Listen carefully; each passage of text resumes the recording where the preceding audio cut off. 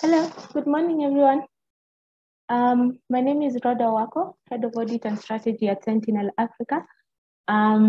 Greetings from Addis, where it is 2030. On the call, I have my colleague. She'll introduce herself before we start off. Hello, everyone. My name is Cindy Koyer.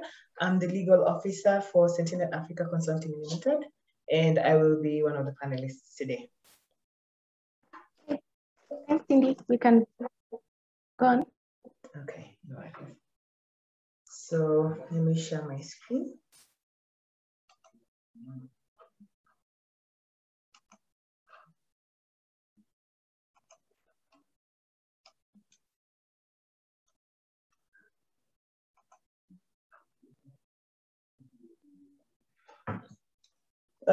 So today we'll be taking you through the implementation of the data protection law and regulation in Kenya.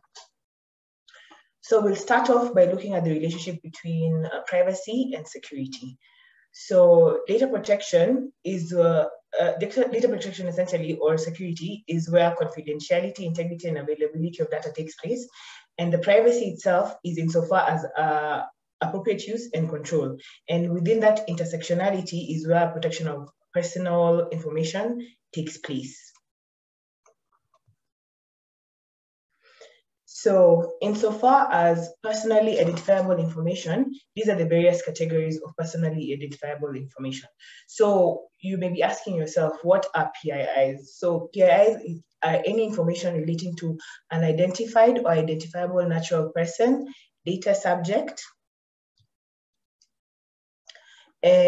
or an identifiable natural person is one person who can be identified directly or indirectly, in particular, by reference to an identifier.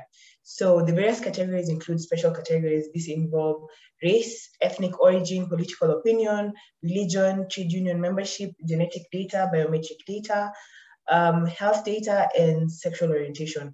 These are in a special group because they are very sensitive data, and in some instances, some of them could even lead to discrimination. So because of that, you can even understand why it's very sensitive data.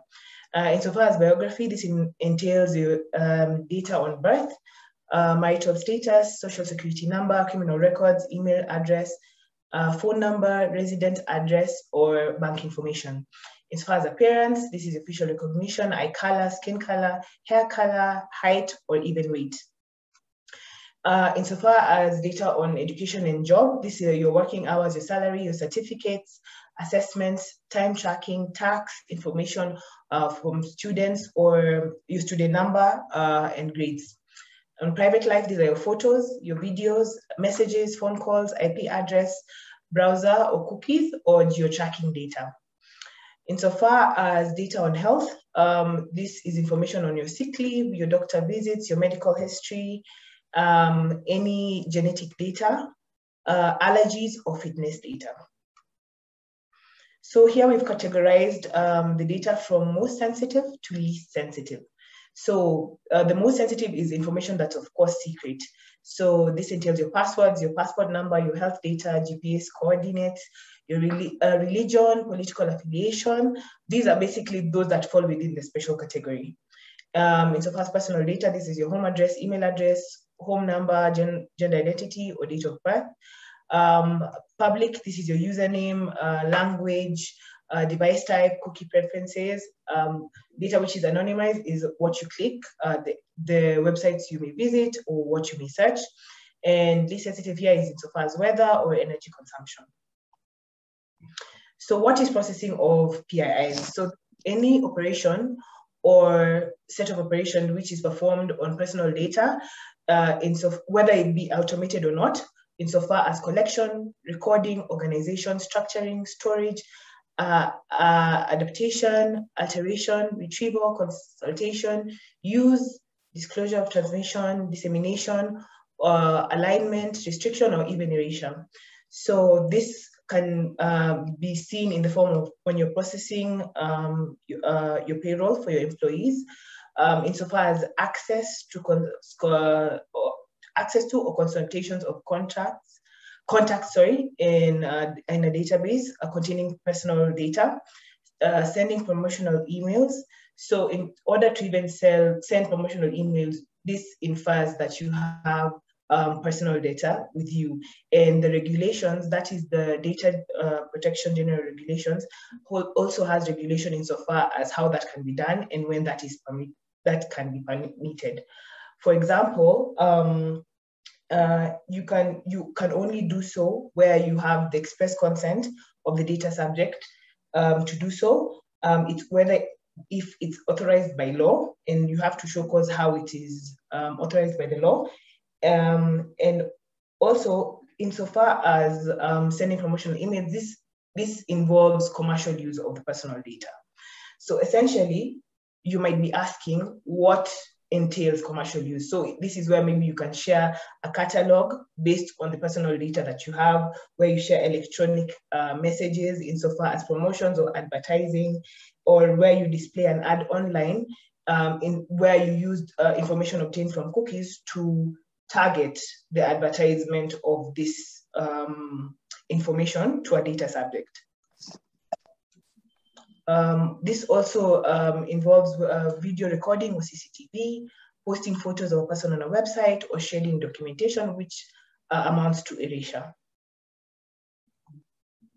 Now I will talk a little bit about the GDPR and also the Kenya Data Protection Law. So here you can find the global status of data protection regulation in the world. So those that are in red, it's heavily regulated.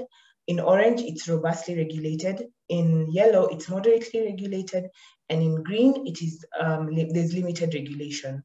So as you can see, Kenya falls within the limited scope. This is because data protection regulation and law is fairly new, as the act was passed in 2019. And as of now, we are at the implementation stage. So maybe as we go along, we'll get to a point of being within the heavy group. But for now, we're within the limited group. The GDPR is essentially, it was essentially the basis for the Data Protection Act. It was a good foundation insofar as coming up with the legislation and providing what are the requirements under data protection law in Kenya.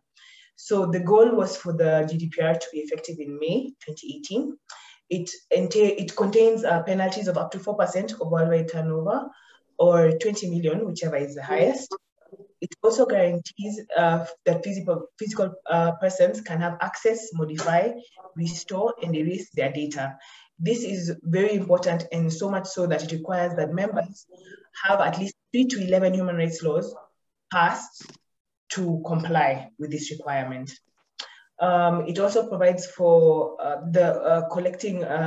ensuring that the data collected is in a clear manner, it's informed, and there's provable consent from the individual, and that is the data subject. It requires securing data against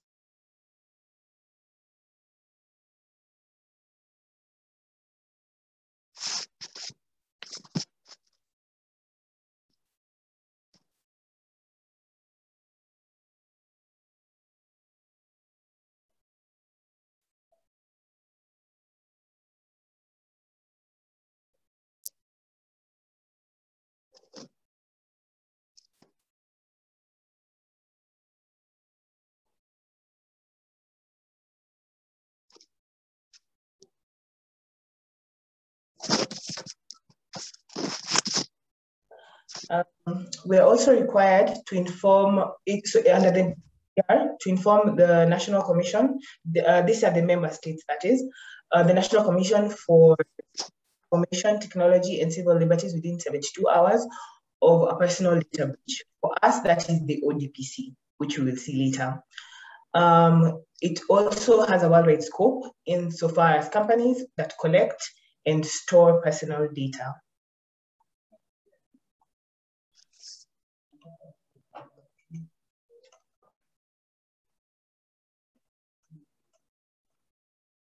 Sorry.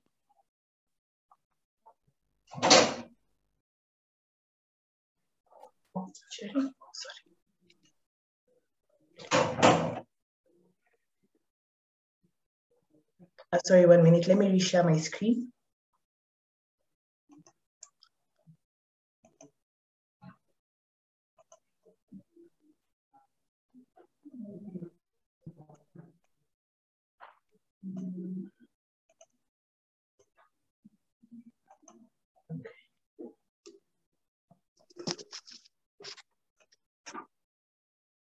Okay, so now I'll take you through an overview of what is provided for in the Kenya Data Protection Act. So in part 1, we have the preliminaries. This is definitions, the object and purpose of the Act. However, we noted that it doesn't necessarily recognize fairness and transparency insofar as and storage limitations and accountability. Part 2, it establishes the office of the ODPC. This is insofar as qualifications, the requirements, who qualifies to be the data commissioner, and the powers and the duties that the office holds. Part 3 talks on registration of controllers and processors. So I will briefly also explain how registration looks like and what is required. So as we'll see later, there's a mandatory threshold for registration, and I will guide you through that. However, so in order to apply, you have to apply using Form A, which I will also show you later on in the slide. And then you also are required to pay a registration fee, which is now you have to look at the second schedule, and it outlines the different levels and what payment is required. Thereafter, it will be followed by verification. And once verification is done, within 14 days, the data commissioner can grant certification.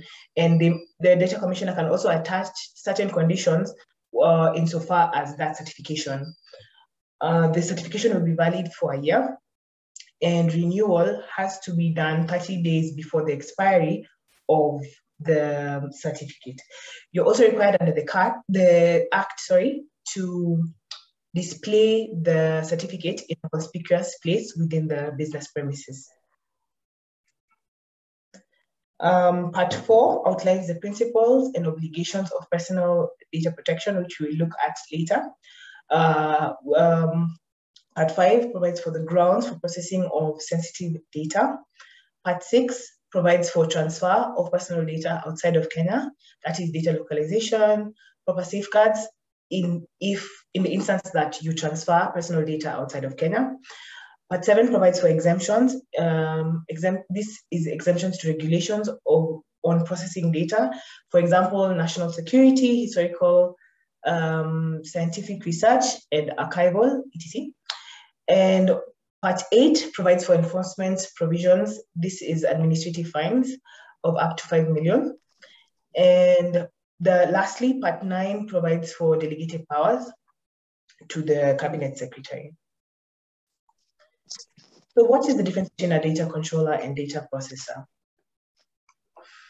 A data processor is any organization that collects, processes, stores, or transmits personal data, while a data controller is any organization that directs the processor's activities. A data processor needs to maintain an audit trail of all processing activities, and the data controller defines the how and why of personal data processing. So this is the form for registration. This is what you're required, the information that you're required to submit to the ODPC, that is the Office of the Data Protection Commissioner. This is insofar as your name, your postal address. These are your particulars essentially. You'll also need a copy of the establishing documents for the organization or any additional information that the ODPC would require. You also have to indicate the description of the data being processed, the category of data subjects, the purpose of processing this data, and the recipient or recipients to whom personal data is disclosed. This is, for example, KRA, CBK, any insurance firms, etc. So this is the threshold that I spoke of earlier. If you fall within this bracket, it is mandatory for you to register with the ODPC. So the first being, if you have an annual turnover exceeding 5 million and more than 10 employees, that if you fall within that scope, you also are required to mandatorily register with the ODPC. Other thresholds include canvassing political support, operating credit bureaus, crime prevention and prosecution of offenders, debt administration and factoring, gaming and betting, provision of education, health administration and provision of patient care, hospitality, industry firms, insurance administration and undertaking, faith-based religions, religious institutions, retirement benefits administration, property management, including the selling of land, provision of financial services, telecommunication network or service providers, businesses that are wholly or mainly in direct marketing, internet access providers, transport services, public sector bodies, and businesses that process genetic data. So the legal basis for collection and processing of data can be narrowed down to 6. So first, you need the consent of the data subject, and this has to be unequivocal. There shouldn't be any room for doubt as to whether this consent was granted. This is also another legal basis is insofar as performance of a contract to which the data subject is subject to. A third basis is where there's a legitimate interest on the part of the data controller or the data processor. Also, where there's a legal obligation to which the data controller or processor is subject to. The last two are insofar where it is required to perform a public task, and or also where it is required to protect the vital interests of the data subject themselves. So this is the scope of collection. This is where data collection and processing may take place within an organization. So this is insofar as job applications. This the PI may include names, CVs, email, physical address, phone number. The point of collection is at the email or physical hard copies which are deposited. And now the legal basis here may be consent upon applying for the job and handing over this information. However, the data subject must still be made aware that they consent to this information possibly being shared by third parties. This is an instance where you may do reference checks or you may employ the services of a third party to do background checks. So they also have to consent to this. So essentially, organizations must look at the ways in which they may be able to ensure this consent is unequivocal.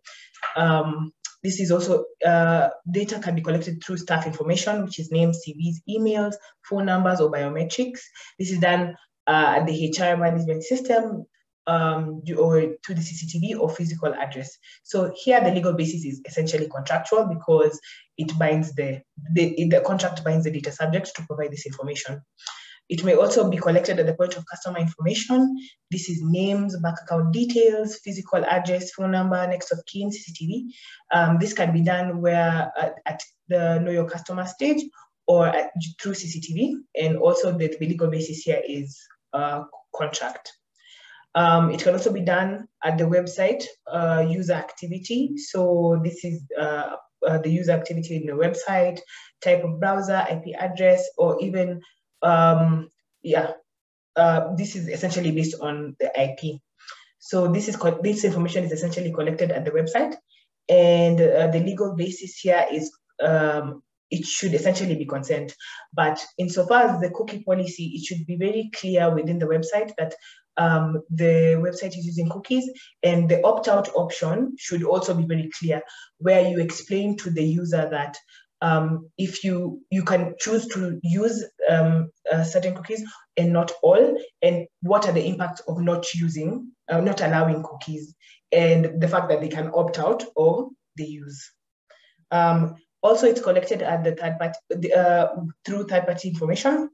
This is insofar as location, names, CVs, emails, or passport numbers, and this can be done at the point of where there's a portal or there's manual collection. And here there has to be consent through maybe an agreement form.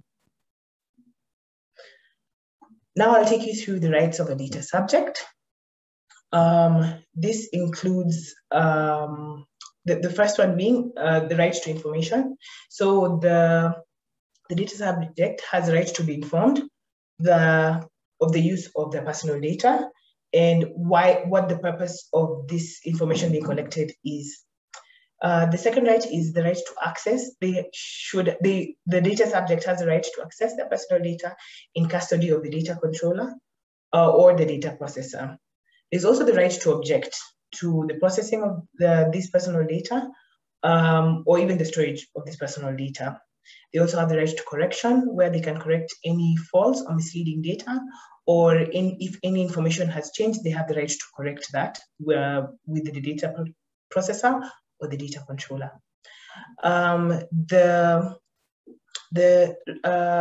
data subject also has a right to deletion, to request that the data that is stored by the data controller or processor to have it deleted if it's false or misleading.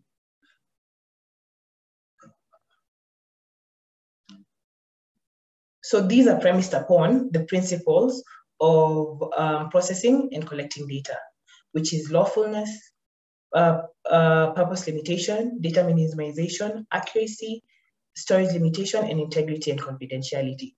It's all premised upon the principles. That's why the data subject's rights are read as such. Now we'll go into the organizational measures for implementing the Data Protection Act and regulations. So essentially, these are the forms that are required to be filled with the ODPC if you're collecting sensitive data. You fill these forms indicating the categories of personal data that you're dealing with. And in the instance that you are transferring information out of the country, you are required to fill this form and indicate where and the measures that you ensured are in place in the country that you're transferring it to, if they're aligned with our protection laws, and if not, what measures are in place to protect this information. So insofar as data protection risk assessment, this is what is required to undertake risk assessment. I will allow my colleague, Rhoda, to take us through the requirements.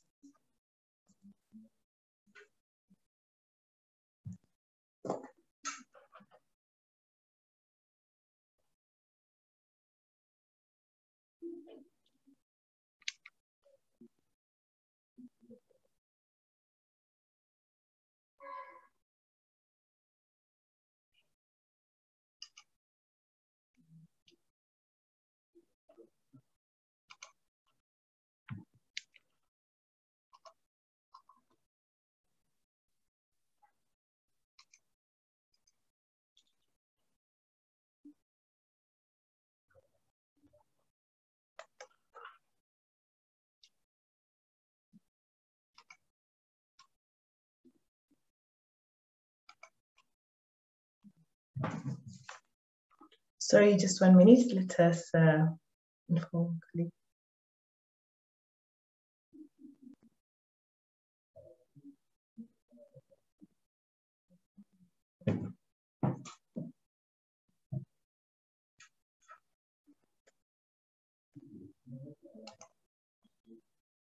Oh, sorry about that. Okay. Okay. So, sorry about that. I'll just start over. I said that we need to put some context into why we are talking about organizational measures and your technical measures for implementing data protection acts, whether it is the Data Protection Act in Kenya or Uganda, or the GDPR, or whichever data protection law that you want to be compliant with. So the organizational measures are things that are non-technical, the controls that are non-technical that you have to perform to show that you are compliant.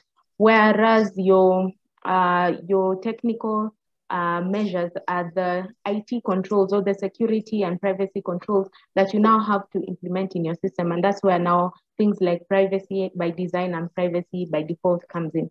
So when we talk about the data protection risk assessment, this is different from your typical organizational risk assessment. In an enterprise risk assessment, or you're looking at the risks that the organization faces that would impact its ability to either meet its strategic objectives or survive as a business or whatever it is. In an information security risk assessment, you're looking at the risk of unauthorized access and disclosure of information, the risk of modification of information, the risk of unavailability of information, and so on and so forth. In a privacy risk assessment or a data protection risk assessment, you're looking at the risk posed to both the organization and to your data subject. Because remember, the whole point of having the Data Protection Act was so that the data subject has control of how their personal data is used and how it's processed, and especially because businesses use it to make money. So to be able to let the data subject retain that sense of autonomy or that sense of control over their life and how they make decisions and how they buy and how they live and so on and so forth, the Data Protection Act was born.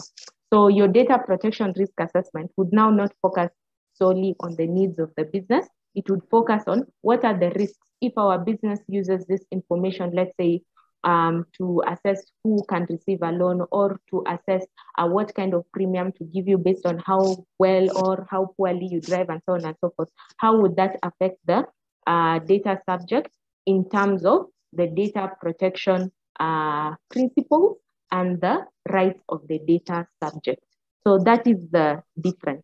Now, when you are looking at your data protection risk assessment, again, the thing to take note of is if your organization does some high risk processing activities, because these are specifically mentioned, say, in your GDPR. So, for example, if you process sensitive personal data, if you're a bank that has, let's say, a product that is geared towards children, or you have a CSR activity that requires you to collect data about people who may or may not be under the legal age of consent, or you process information about a large number of individuals, or you are using new technology. So for example, big data is a big deal. No longer are people going to sit. I've been in board meetings where people are so excited about having this large amount of data that they do not know what they're going to use it for. But then, because they have big data, they're going to have some business intelligence. So you can no longer do that thing where you say, let's collect, one day we'll find how to mine this data and find a product or service that is going to be geared towards that. If you're doing any automated processing, if you're regular and systematic monitoring of public areas. So for example, a lot of people are using ad tech where you have Wi-Fi.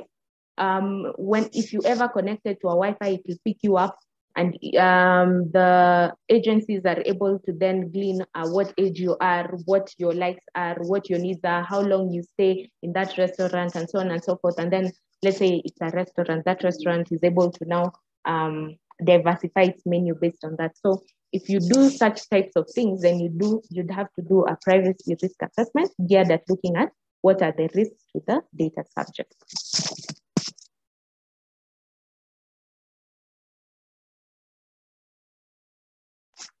We can go on, Cindy. Thank you so much for that, Rhoda. So now we'll move on to the data protection impact assessment. So essentially, when we are going to take you through when you will be required to conduct a data protection impact assessment. Where you meet two or more of these criteria, it is essential that you undertake a data protection impact assessment. So this is in the instance where,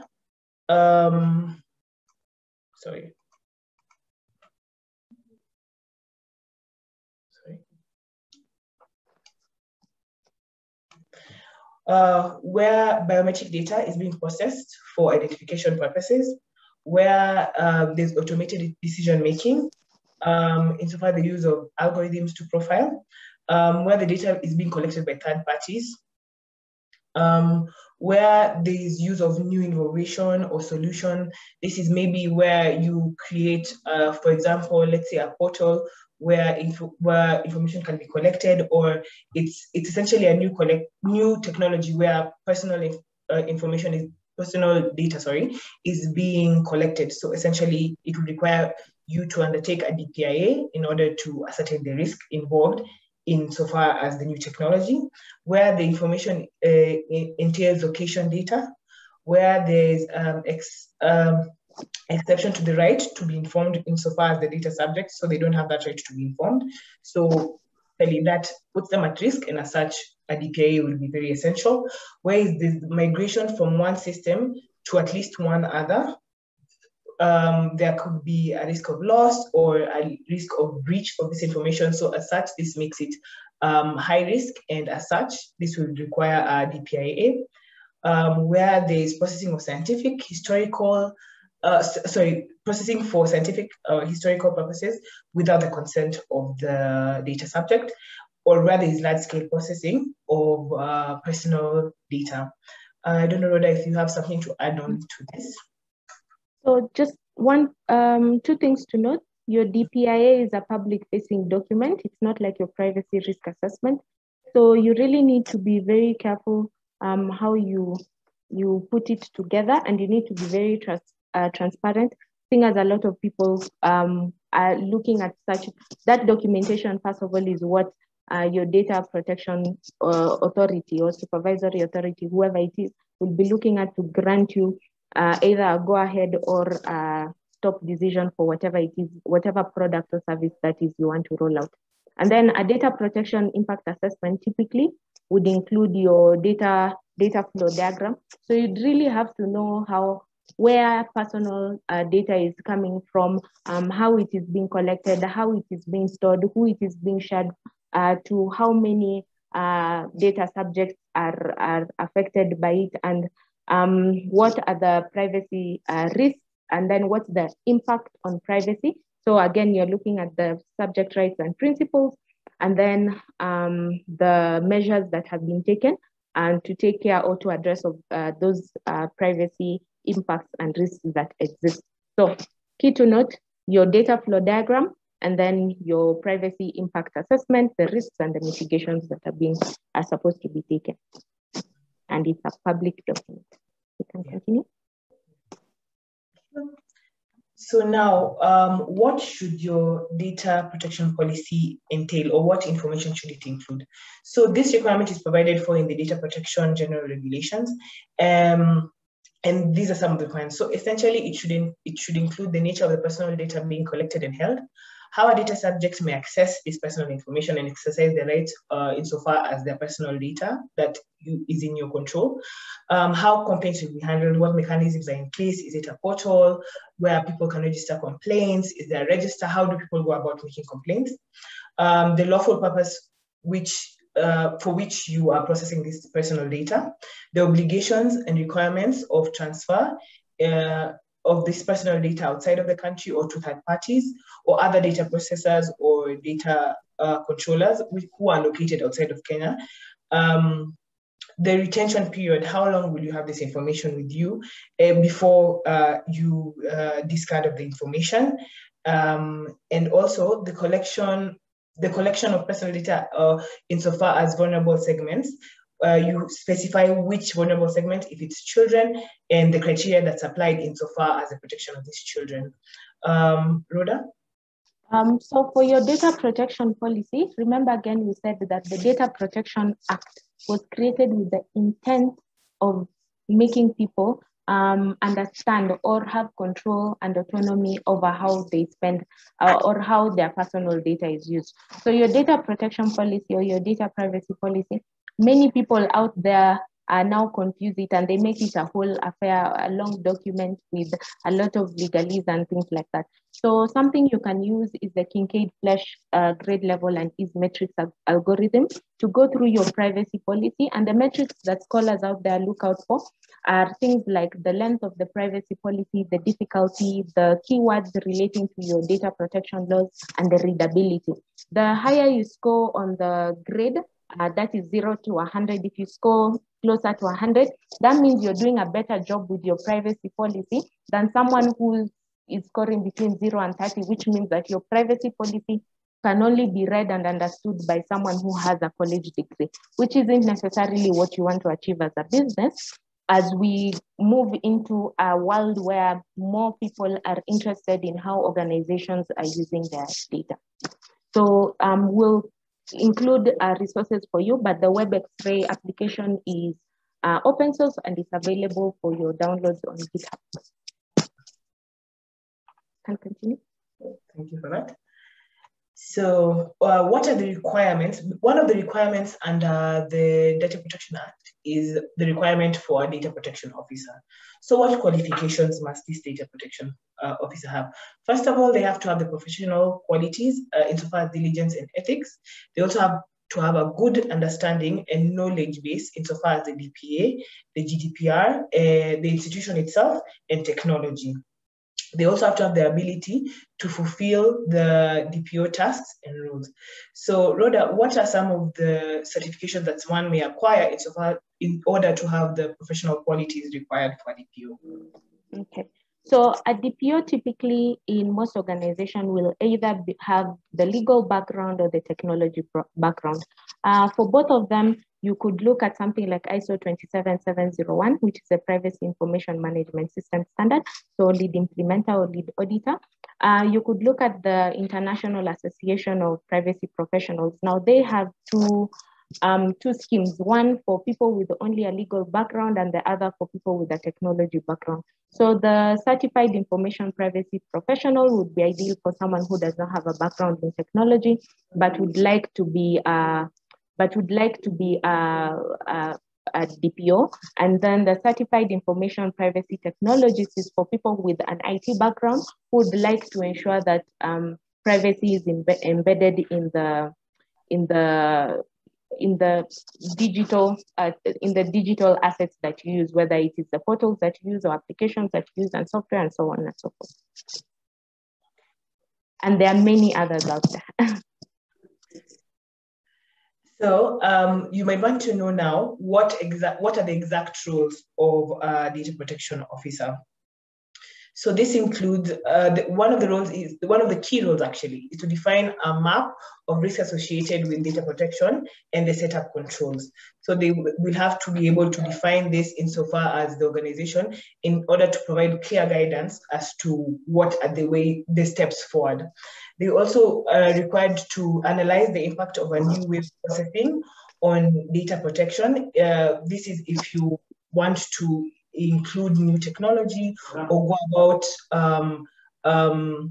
storing this information in a new way. They have to analyze what the impact would be.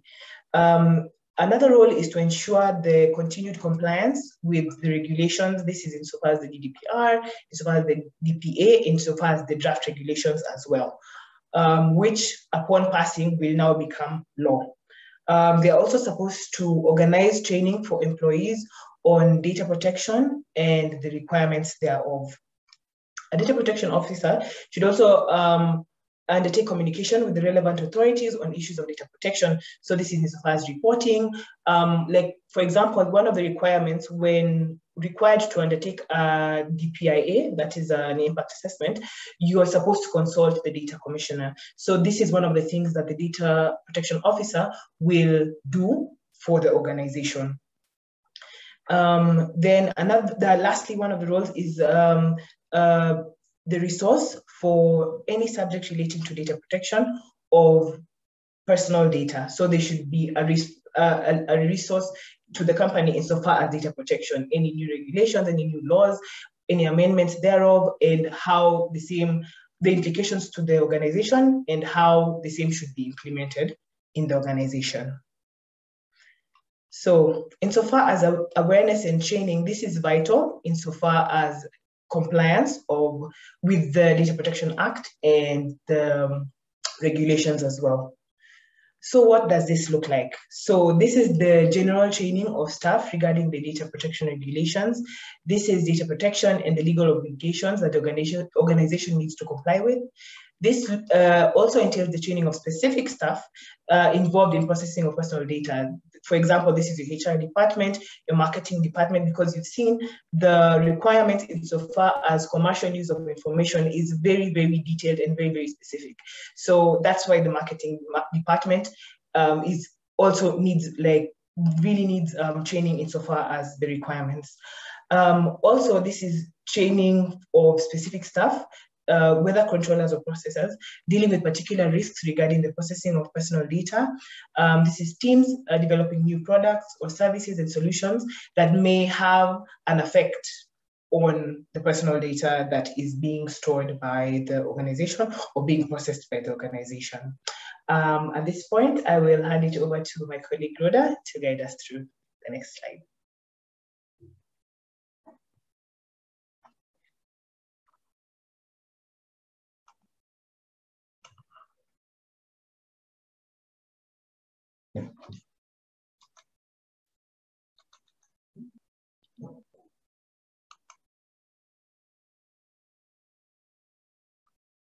Apologies, 1 minute while we get Rhoda unmutes her. I'm on my Okay. Continue, Rhoda.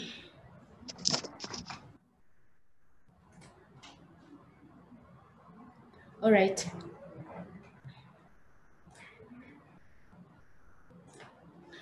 So for the technological measures for implementing the DPA, we can just continue to the next slide, Cindy. You need to think about two things: the data privacy by design and data privacy by default. By design means that whenever you're designing any technology or system in the use to be used to deliver your services or your products or to be used within your organization, you need to consider how you're going to ensure that personal data is controlled in that use. So this is your software development lifecycle from the point of view where you're collecting requirements for this technology to doing your feasibility analysis, to creating prototypes, to doing the system, to actually its implementation and subsequent maintenance. Those controls are the ones that are referred to as privacy by design controls. Then you have your privacy by default, where your privacy by default comes after you have actually implemented or deployed that product, that service, that system, that technology, whatever it is, that you're always ensuring least privilege if it is access or the strictest settings for data.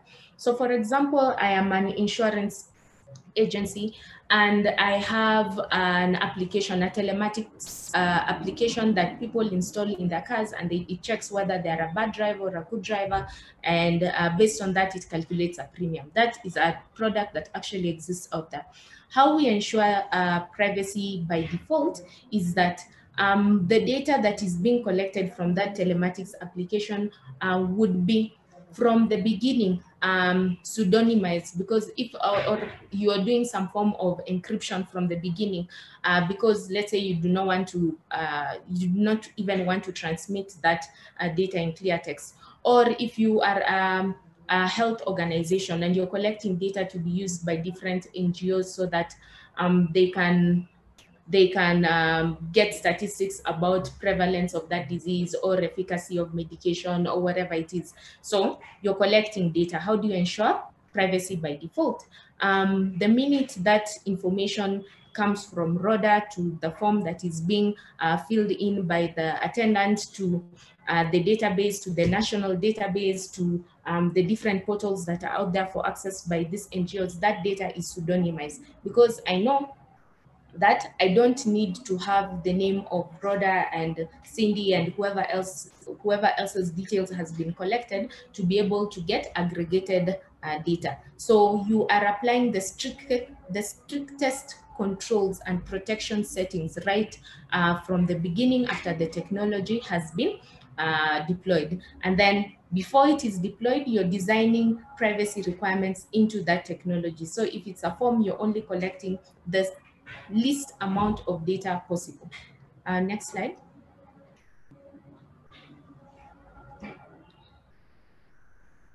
So I've alluded to some of the privacy by design and privacy by default controls that we have. So one thing that you need to consider for your data, and this is in order to be compliant with the data protection principle of data minimization and storage limitation.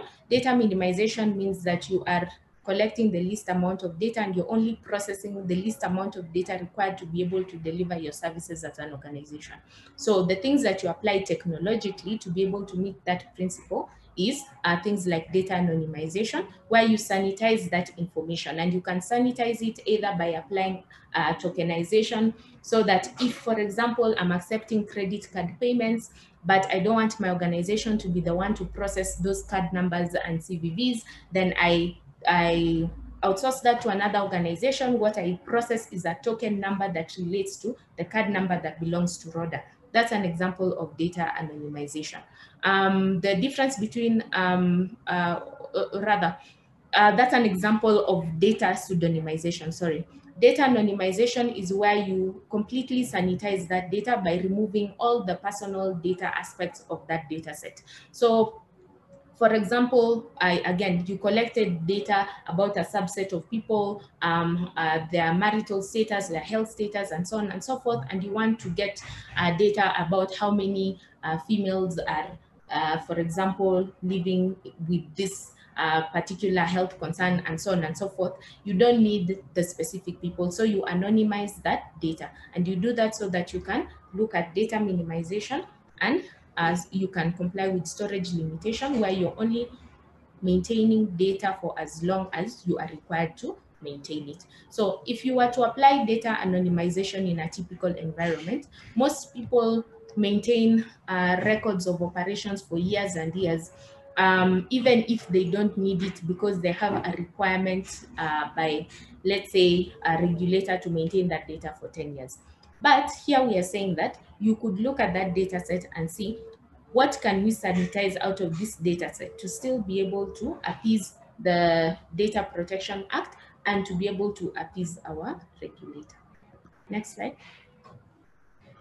Again, related to your data protection principle of accuracy, that would be encryption, where you are basically scrambling messages, whether in transit or in storage, so that whoever intercepts that data is not able to have unauthorized access, or there's no unauthorized disclosure of the information that you keep. If you're talking about your data subject rights, the right that you are trying to take care of here is the right to accuracy and your right to access. Next slide. Another technological control, and it's both organizational and technical. Organizational in that we have to define an information classification procedure, which will basically define different categories of data, whether public to restricted, or from public to top secret, or whatever classification scheme you decide to go with. Now, where does it become technological? When we start implementing electronic document management systems, then we now need to start considering how do we now implement these classification schemes? Where does the different personal identifiable information we collect fall in the different classification schemes? And how do we ensure that they are in those classification levels?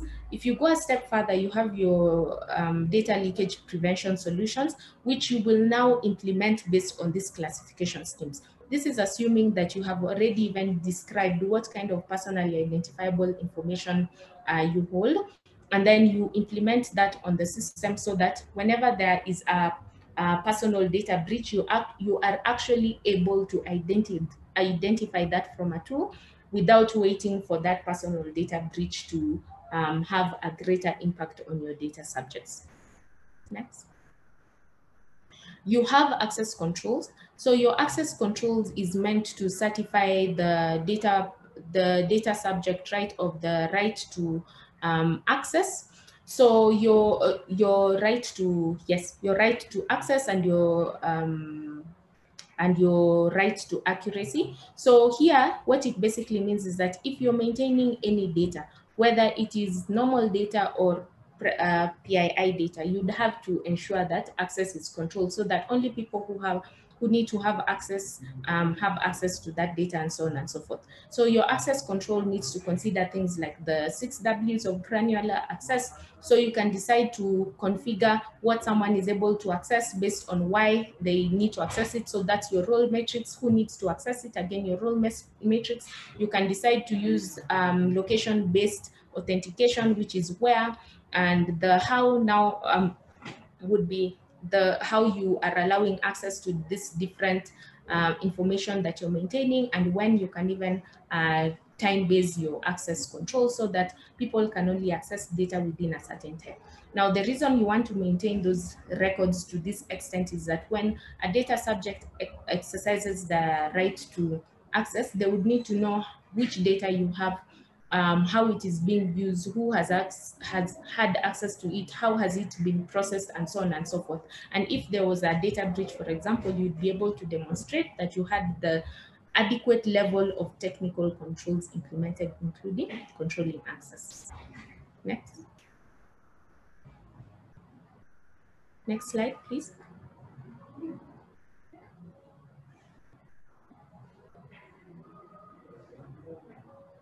Hello, next slide, please. So then you have your logging and monitoring. For your logging and monitoring, again, you're trying to you're trying to be compliant with the right to access, and then you are trying to be compliant as well with the right to be forgotten. So commonly known as RTBF.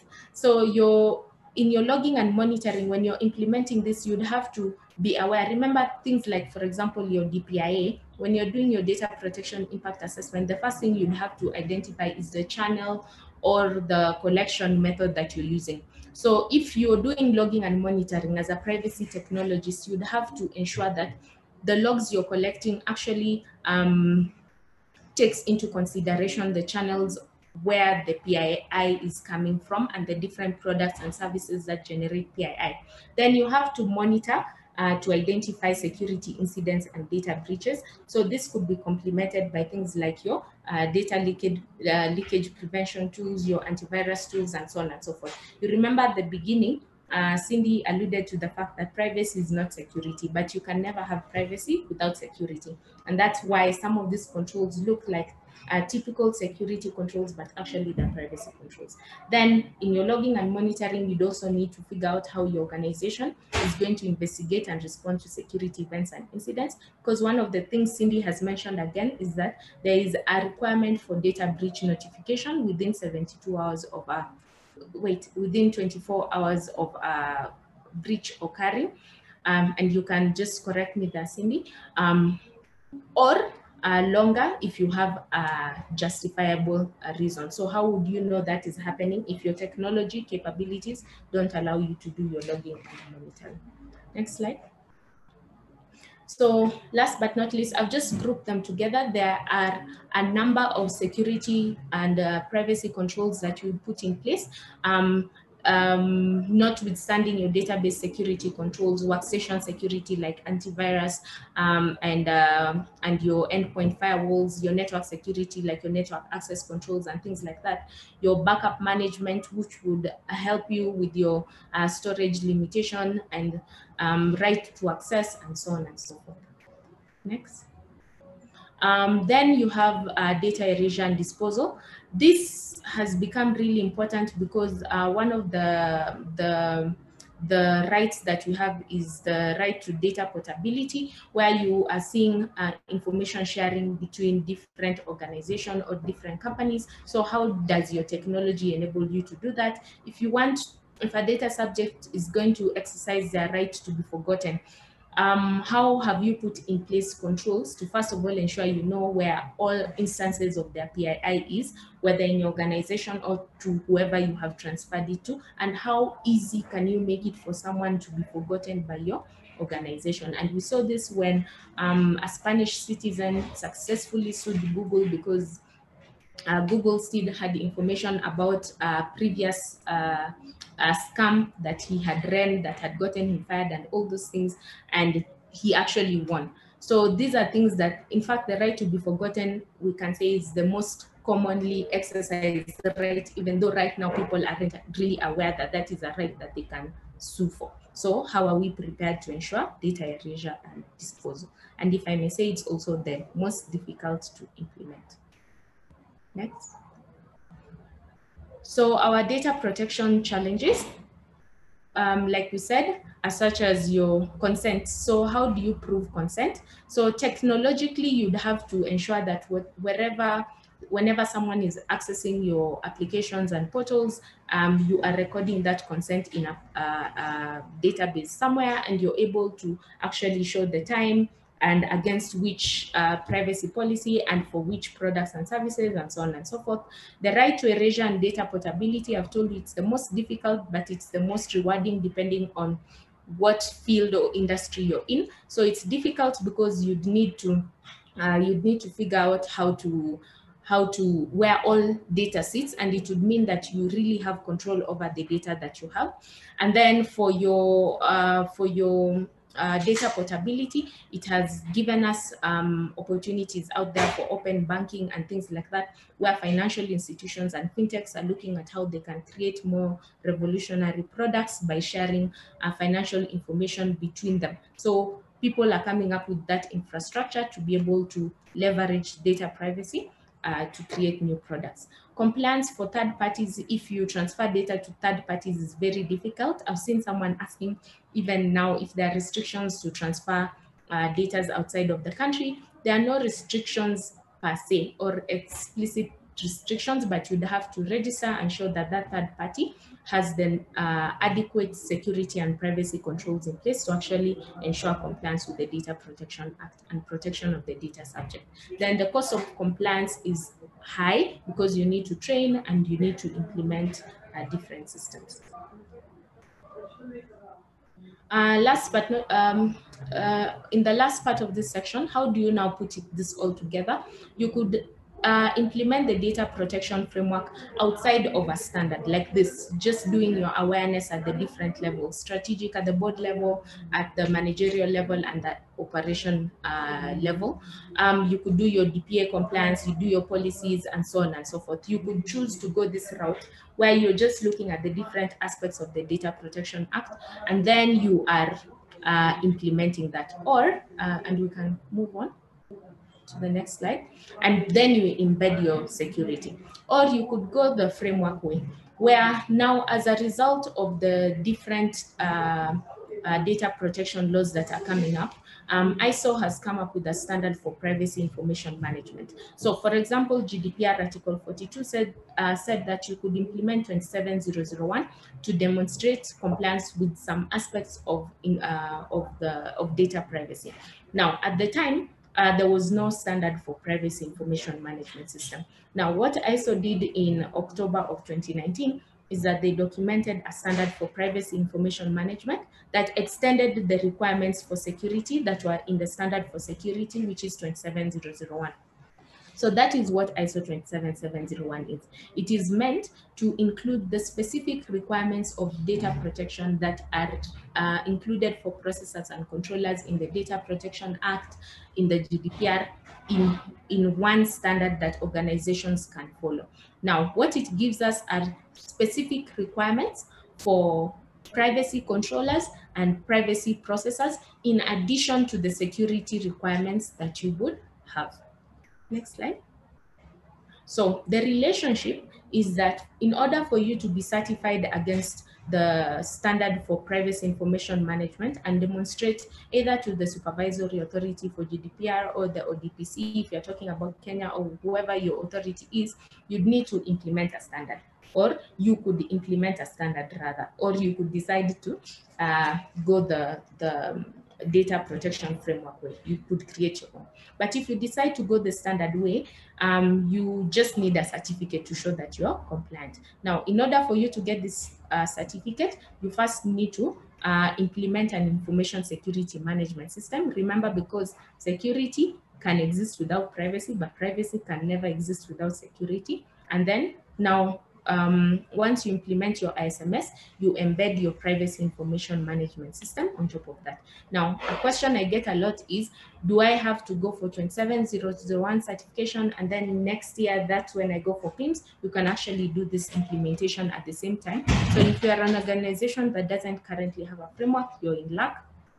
You can actually get 2 certificates. If you're an organization that already has the ISMS and you are in that certification cycle, you can just extend your certification to include the PIMS. You will not need to have another certification audit. If you're in the surveillance audit, you just extend it and then it will be reviewed as part of the normal certification cycle. Next.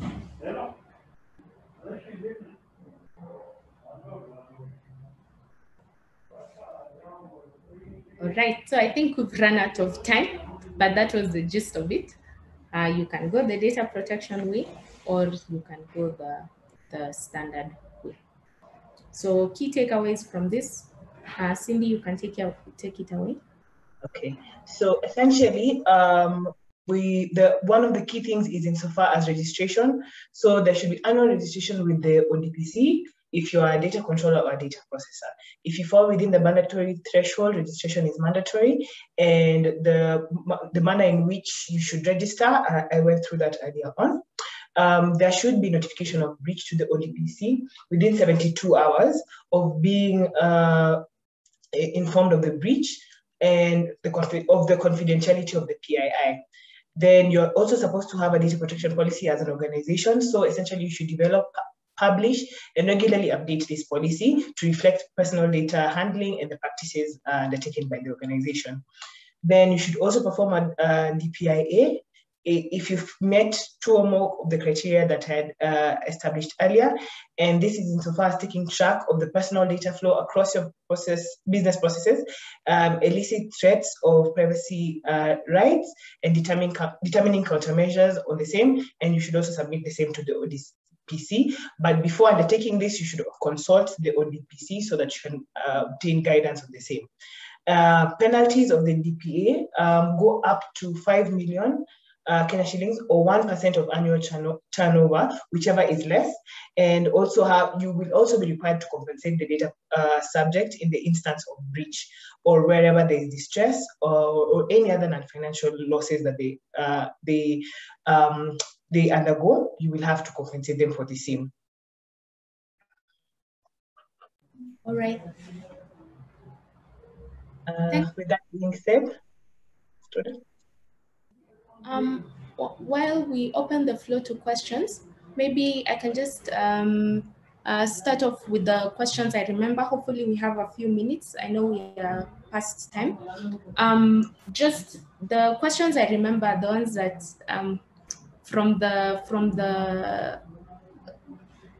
questions I remember from the form that we filled when we were signing up from this webinar that stayed with me were, what do we see as the future of privacy? So for me, the future of privacy, at least for the business, is that what I see is that businesses who are able to demonstrate or that they embed privacy in their customer experience are the ones who are going to be able to weather this storm, because I don't think people are suddenly going to disappear or are suddenly going to crave less this idea of autonomy. So having a business that's focused on user experience means that, especially if you're in a user-facing industry like banking, health, insurance, education, e-commerce, things like that, then you're thinking about, from the technology side, from the organizational side, you're thinking about how easy is it for someone to understand what we are about in terms of privacy. When I read someone's privacy policy, and this might seem very silly, but it's very real. If I read someone's privacy, if someone reads our privacy policy, are they more willing to buy from us or less willing to buy from us based on how transparent and how honest we look in terms of how we use their data and process their data and so on and so forth.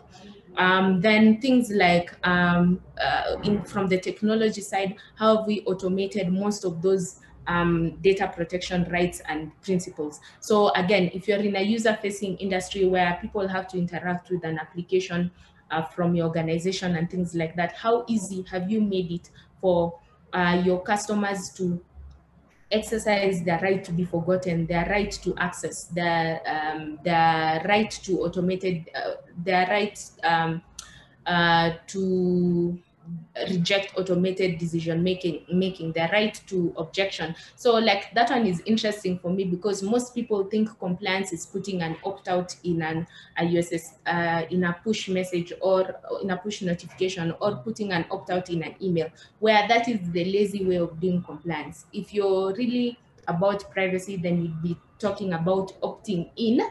So requiring that your customers have to opt in to that service, and processing of their personal data for that service and things like that. And then the internet of behavior. So a lot of the future of privacy is that we are seeing now, because of COVID, again, another inadvertent result of having COVID is that we are collecting a lot of data about people now than ever before. So we'll collect location data, we'll collect interaction data, and so on and so forth, under the guise, or otherwise, whatever you want to call it, of public health and things like that. So we'll see a lot of data protection regulations coming up. We'll see a lot of innovative privacy tech coming up, and we'll see a lot more conversations around the internet of behaviors, moving from, or even together with, the internet of things. Then the second question that I saw that was interesting was the correlation between business resilience and data privacy. I think it was GDPR, but we'll answer it in general in the context of any data privacy law. So the thing is, if you even look at what does business resilience mean, business resilience is being prepared for, being able to respond to, and being able to recover from any incident that would threaten your ability to survive. Now, if you look at things like a data breach right now, if just by the fines alone, those fines could actually threaten many businesses' ability to survive, or ability to continue delivering their services, or meeting their strategic objectives, or whatever. So how the correlation is that now, when we are coming up with our business continuity management frameworks, a scenario we have to consider is how do we plan for, how do we respond to, and how do we recover from data breach incidents, both from an organizational perspective and a technical perspective. And that's where now having those things, having the policies, doing your risk management, doing your DPIA would be the planning part. Then responding to would be the different technical controls you have in place. And then recovering from would be considering the business continuity plans and disaster recovery plans from a data breach perspective. Okay. One more thing I would like to add, insofar, maybe you could be asking yourself, essentially, if you're a holding company, insofar as registration, how does that apply to your subsidiaries? So essentially, a holding company can register on behalf of its subsidiaries. So it will all be seen in one line. And also, insofar as a data protection officer, a group company can have one data protection officer who applies their services across the group's entities. So the group is allowed to have one data protection officer as long as they're qualified, and they can serve as a data protection officer for the rest of the entities under the group. So we'll just go ahead and read some of the questions that are from the chat. So one question is from Michael Kim, who asks, are there any restrictions on hosting data outside the country? Okay, essentially, the restriction is, and the requirement is that the country that this data is being transferred to must have controls similar to our the regulations and the laws that we have. So their restrictions should be at par or at least similar insofar as that. And if that's not the case, you should inform the ODPC of what measures they do have in place to protect data to the same standard as we have within the country ourselves. Another question is insofar, there's a mention by Emmanuel that another challenge is treating compliance as an IT thing or a legal thing. So maybe I can chime in and then Rhoda will add to this. So compliance, insofar as data protection, IT and the legal aspect have to intersect because the legal forms the basis, but the implementation is essentially an IT thing as well. So legal and IT will have to work hand in hand to ensure that there's compliance, because I'm a legal practitioner, Rhoda, my colleague, is an IT practitioner, and as such, you can already see that this is a requirement insofar as compliance, the working together of both departments insofar as compliance. Rhoda, do you have anything to add? No, Cindy. It's just it's a typical privacy information management framework project. Actually, would have a lot of that collaboration between legal and IT, so that we can understand the insofar as part, and then, and then you guys can guide on how do we implement these technical controls in a way that covers us legally. Another question is, can Sentinel consider giving participants an attendance certificate that we can use to claim CPE points? I think that's noted. The team who arranged the webinar will take care of it. Yeah. All right. That seems to be the last of the questions. So for me, thank you guys. And enjoy your informational and decisional privacy. Thank you so much for your participation. We'll be sure to share the resources that we used and how you can access them by sharing the slides, and there will be a slide on how to access these resources. Thank you so much. We hope that you gained a lot from this webinar, and yeah, that we'll be able to engage further. Thank you.